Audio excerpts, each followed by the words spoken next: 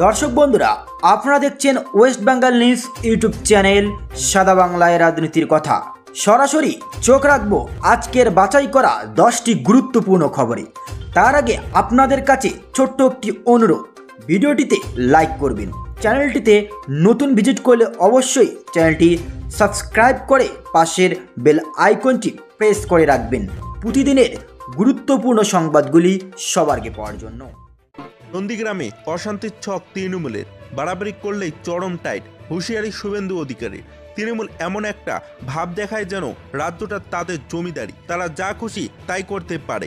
যেখানে গণতন্ত্রকে হত্যা করা থেকে শুরু করে কেন্দ্রীয় তদন্তকারী সংস্থার আধিকারিকরা হামলার শিকার তৃণমূলের দ্বারা, যেখানে সেই তৃণমূল সভ্য রাজনীতি শিখবে না, এটাই স্বাভাবিক। গণতন্ত্রকে সম্মান দেওয়া তো দূরের কথা, বিরোধী জনপ্রতিনিধিদের সাথে দেখা পর্যন্ত করেন না তৃণমূলের মন্ত্রী এবং মুখ্যমন্ত্রী। তাই এবার নন্দীগ্রামকে অশান্ত করতে আবার নতুন ছক কষতে শুরু করেছেন এই রাজ্যের শাসক দল।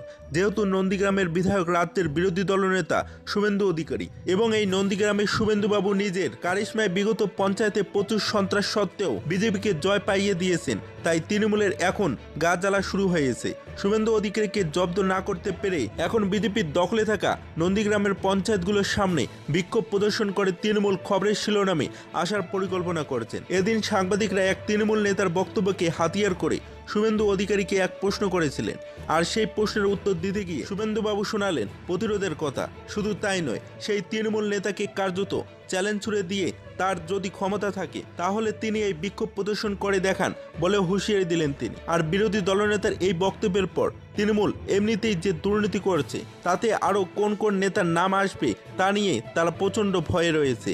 তাদের মধ্যে যদি তারা এই বিক্ষোভ করতে চায় তাহলে শুভেন্দু অধিকারী যে ট্রিটমেন্ট দেবেন তাতে তারা আরও চাপে পড়ে যাবে। তাই তৃণমূল মুখে বলল এসব কতটা করবে সেটাই একটা বড় প্রশ্ন বলেই মনে করছেন একাংশ।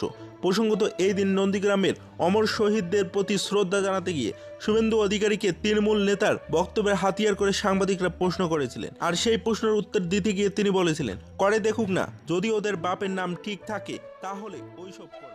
কয়লায় ভাগ হিসাব নিয়ে শুভেন্দুর দাবি। কয়লা মাফিয়া বলে অভিযুক্ত লালার ডায়েরিতে প্রতি মাসে পুরুলিয়ার 3 তৃণমূল নেতার নামে লক্ষ লক্ষ টাকা উল্লেখ করা হয়েছে বলে ভরা সভায় অভিযোগ তুললেন বিরোধী দলনেতা শুভেন্দু অধিকারী।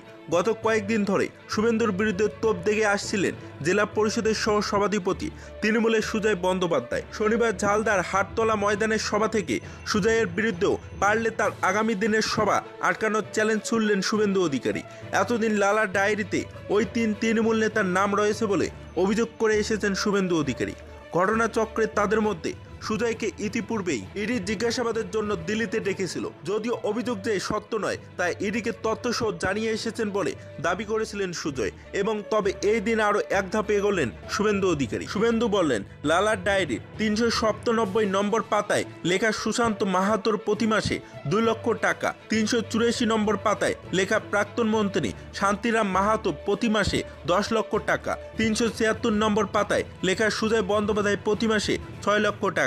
সেই সঙ্গেই তার চ্যালেঞ্জ, সাহস থাকলে আমার বিরুদ্ধে মানহানির মামলা করে দেখান। তবে অভিযোগ গুরুত্ব দিতে নারাজ তৃণমূল নেতৃত্ব। সুজয়ের কটাক লালার ডায়েরি তাহলে এখন শুভেন্দুর কাছেই আছে। লালাই এখন শুভেন্দুর সবচেয়ে ঘনিষ্ঠ, এটা স্পষ্ট হচ্ছে। ডায়েরিটা উনি নিয়ে আসুন, একসাথেই আদালতে যাই। শান্তিরাম মাহাতোর প্রতিক্রিয়ায় উনি ভিত্তিহীন কথাবার্তা বলে যাচ্ছেন। এ কথার কি জবাব দেবে চেষ্টা করেও বিধায়ক সুশান্তের সঙ্গে যোগাযোগ করা যায়নি, ফোন ধরেননি, উত্তর দেননি মেসেজের, এবং জেলার 6টি বিধানসভা পেলেও বান্দোয়া ও মানবাজার কেন্দ্রে দখল করতে না পারায় দুঃখের কথা এই দিনও শুভেন্দু সভায় জানিয়েছেন। এবং সেই সঙ্গেই তিনি অভিযোগ করলেন, বান্দোয়ানের রাজীব লোচন সরেন চাকরি দেওয়ার নাম করে কত টাকা মেরেছেন। মন্ত্রী সন্ধ্যারানী টুডু চাকরি দিয়েছেন শুধু নিজের আত্মীয়দের। অভিযোগ উড়িয়ে দিলেন তৃণমূল নেতৃত্ব। বিরোধী দলনেতা নিশানা করেছেন পুরুলিয়ার পুলিশ সুপার অভিজিৎ বন্দ্যোপাধ্যায়কেও। নাম না করেই অভিযোগ করলেন, উত্তর 24 পরগনায় থাকাকালীন তিনি গরু পাচার মামলায় যুক্ত ছিলেন। তবে এই অভিযোগের প্রেক্ষিতেই মন্তব্য করেননি পুলিশ। রাজ্য সরকার চালু না করলে আমি বার্ধক্য ভাতা দেব, পৈলানে ঘোষণা অভিষেকের। ডায়মন্ড হারবার তার পরিবার, এই লোকসভা কেন্দ্রের সমস্ত মানুষের দায়িত্ব তার। তাই রাজ্য সরকার কোনো কারণে বার্ধক্য ভাতা চালু না করতে পারলে সে দায়িত্ব তিনি নিজেই নেবেন। পৈলানের জনসভা থেকে ঘোষণা করে দিলেন অভিষেক বন্দ্যোপাধ্যায়। এদিন পৈলানের সভা থেকেই কার্যত লোকসভা নির্বাচনের প্রচার শুরু করে দিলেন তৃণমূল কংগ্রেসের সাধারণ সম্পাদক। ডায়মন্ড হারবার মডেলের সাফল্য তুলে ধরে বিরোধীদের দিকে চ্যালেঞ্জ ছুড়ে দেন তিনি। সঙ্গে স্পষ্ট করে দেন, যতদিন তিনি বেঁচে আছেন ডায়মন্ড হারবারের মানুষকে কোনো কিছু নিয়ে চিন্তা করতে হবে না। আইন শৃঙ্খলা, স্বাস্থ্য, শিক্ষা থেকে পরিকাঠামোগত উন্নয়ন সব ক্ষেত্রেই যে ডায়মন্ড হারবারই মডেল তা আরও একবার মনে করিয়ে দেন অভিষেক বন্দ্যোপাধ্যায়। সেই সঙ্গে বার্ধক্য ভাতা নিয়ে বড়সড় ঘোষণাও করেন তিনি। কেন্দ্রকে খোঁচা দিয়ে ডায়মন্ড হারবারের সাংসদ বলে দেন, দেশে 140 কোটির মধ্যে 8 কোটি মানুষ রয়েছে যাদের বয়স 60-এর বেশি। কেন্দ্র সরকার চাইলে এদের সাহায্য করতে পারে না। তা না করে প্রধানমন্ত্রী বিমান কিনেছে 8,000 কোটি দিয়ে। বিরোধী দলের অনেকে বলছিল কি করে বার্ধক্য দেয়, ইনকাম ট্যাক্স ইডি নজর রাখবে, কিন্তু আমি যতদিন বেঁচে আছি মানুষের কাজ আমি করব। তোমার যত ক্ষমতা আছে প্রয়োগ করে আমায় জেলে ঢুকিয়ে দেখাও। যতদিন বাঁচব আমি আমার এলাকার মানুষের প্রতি দায়বদ্ধ। 8, 9, 10-এর মধ্যে 76,120 জন সরাসরি ব্যাংক অ্যাকাউন্টে বার্ধক্য ভাতার টাকা পেয়ে যাবেন। 2-1 মাস নয়, আজীবন পাবেন।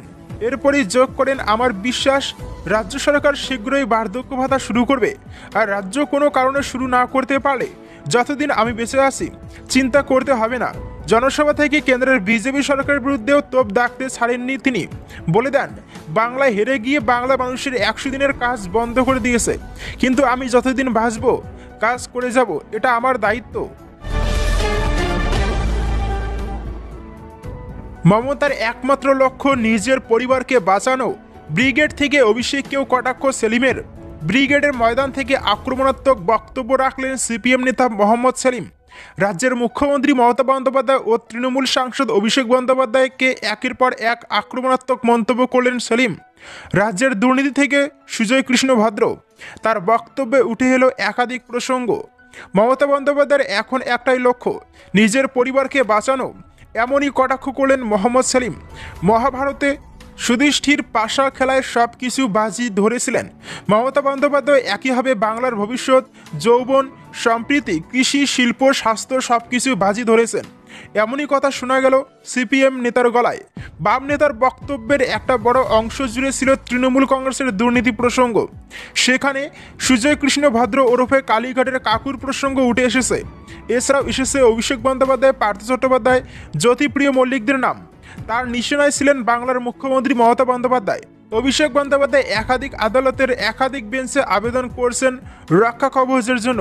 সুপ্রিম কোর্টে অভিষেক বন্দ্যোপাধ্যায় গিয়েছিলেন, কিন্তু রক্ষা কবচ আর পাওয়া যাচ্ছে না। দুর্নীতির একাধিক পরিসরে অভিষেক বন্দ্যোপাধ্যায়ের নাম ভেসে আসছে। সেই কারণেই দিল্লি যেতে হচ্ছে মমতা বন্দ্যোপাধ্যায়কে। এমনই কটাক্ষ করেছেন মোহাম্মদ সেলিম। 100 দিনের কাজের টাকা পাওনা দাবিতে বাংলার মুখ্যমন্ত্রী মমতা বন্দ্যোপাধ্যায় নরেন্দ্র মোদীর সঙ্গে সাক্ষাৎ করেছিলেন। মোহাম্মদ সেলিম খোঁচা দিয়েছেন। তিনি দাবি করলেন 100 দিনের প্রকল্পের পাওনা টাকার বিষয় নয়, অভিষেক বন্দ্যোপাধ্যায়কে বাঁচানোর জন্যই তিনি প্রধানমন্ত্রীর সঙ্গে সাক্ষাৎ করেন। অতি সম্প্রতি সুজয় কৃষ্ণ ভদ্র ওরফে কালীঘাটের কাকুর কণ্ঠস্বরের নমুনা সংগ্রহ করা হয়েছে। এই কণ্ঠস্বরের নমুনা সংগ্রহ নিয়ে বেশ কয়েক মাস অপেক্ষা করতে হয়েছে কেন্দ্রীয় তদন্তকারী সংস্থা ইডিকে। কোনোভাবেই সুজয় কৃষ্ণের কাছে পৌঁছতে পারছিলেন না তদন্তকারীরা। তাই নিয়েও কটাক্ষ করেছেন সেলিম।